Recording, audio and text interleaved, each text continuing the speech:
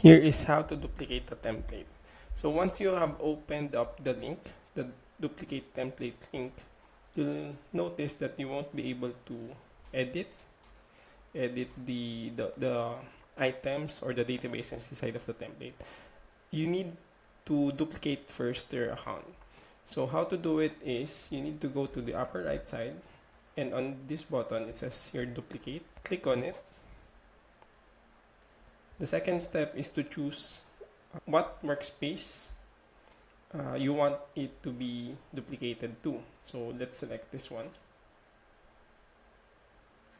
And then let's click on add to private. Once it's done duplicating, you would be able to see it on your sidebar.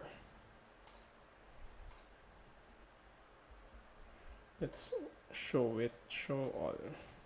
See, it's going to be here on the left side on your sidebar.